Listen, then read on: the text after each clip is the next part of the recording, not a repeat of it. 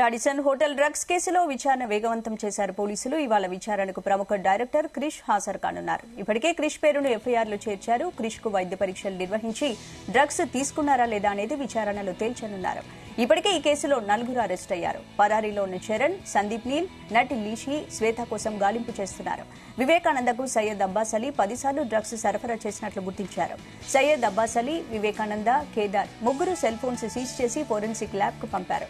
Radisson హోటల్లో CC footage ను delete చేసిన నిర్వాహకులపై గచ్చిబౌలి పోలీసులు కేసు నమోదు చేశారు.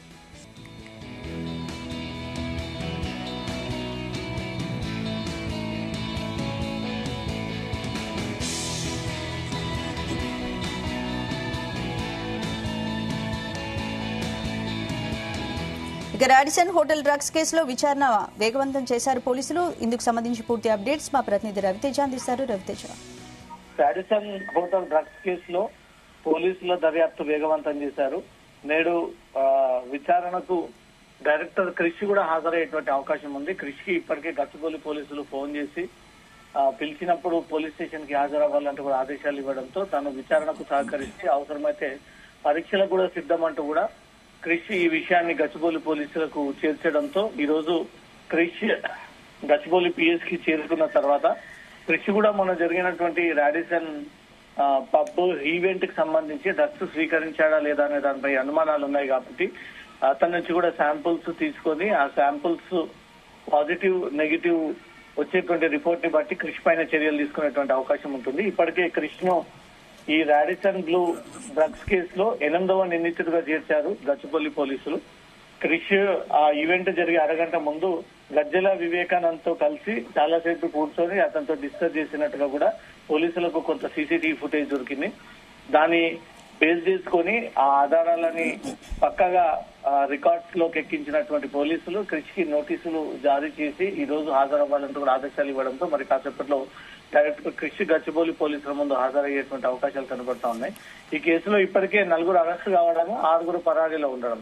పరారీలో ఉన్నటువంటి వ్యక్తులు చరణ్, సందీప్, నీల్, నటి లిషి, శ్వేత వీళ్ళు 6 పరారీలో ఉన్నారు. క్రిష్ ఈ రోజు విచారణకు హాజరు కాబోతా ఉన్నాడు. అరెస్ట్ అయినటువంటి వారిని అందరినీ కూడా ఇప్పటికే రిమాండ్ తరలించడము, కొంతమందికి బెయిల్ లభించడము, ఇంకొంతమంది జైల్లో ఉండడంతో మాత్రం ఈ కేసు ఇంకొంత కొలిక్కి వచ్చేటువంటి అవకాశం ఉంది. అనేక కోణాల్లో కూడా ఈ కేసు ఒకటొక్కటిగా వెలుగులోకి వస్తా ఉన్నాయి.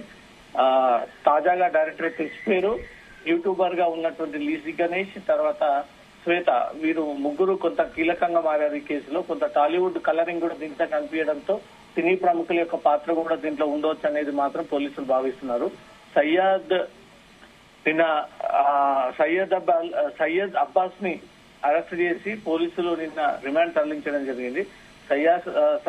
సయ్యద్ అబ్బాస్, వివేకానంద, కేదార్ ముగ్గురు సెల్ ఫోన్స్ ని కూడా గచ్చిబౌలి పోలీసులు సీల్ చేసి ఆ ముగ్గురు సెల్ ఫోన్స్ ని కూడా ఫోరెన్సిక్ ల్యాబ్ కి పంపినట్టుగా కూడా సమాచారం అందుతుంది. సెల్ ఫోన్స్ లో డేటాను, మెసేజ్లు, వాట్సాప్ చాట్ ను రిట్రైవ్ చేస్తే మరింత సమాచారం పోలీసులకు దొరికేటువంటి అవకాశం ఉంది. కేదార్ గతంలో కూడా డ్రగ్స్ కేసులో అరెస్ట్ అయ్యాడు. పబ్ లో ఈవెంట్స్ నిర్వహిస్తూ ఉంటాడు.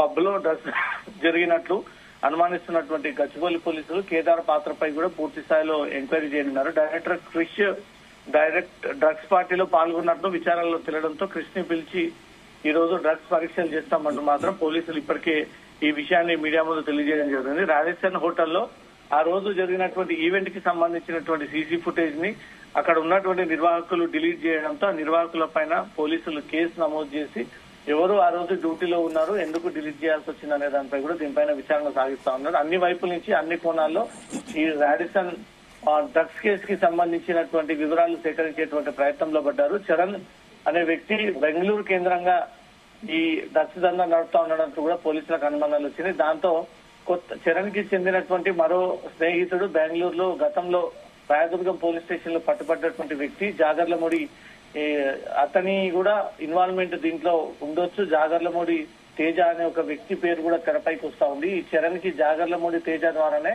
ఈ డ్రగ్స్ వచ్చి ఉండవచ్చు అనేది కూడా పోలీసులు అనుమానిస్తా ఉన్నారు. ఇద్దరు కూడా బెంగళూరు కేంద్రంగానే ఈ డ్రగ్స్ దందా నడుపుతా ఉన్నట్టుగా కూడా పోలీసులకు కొన్ని అనుమానాలు ఉన్నాయి. జాగర్లమూడి తేజను కూడా దీంట్లో ఇంక్లూడ్ చేసి విచారించేటువంటి అవకాశం అందిస్తున్నారు. Right, thank you Raviteja.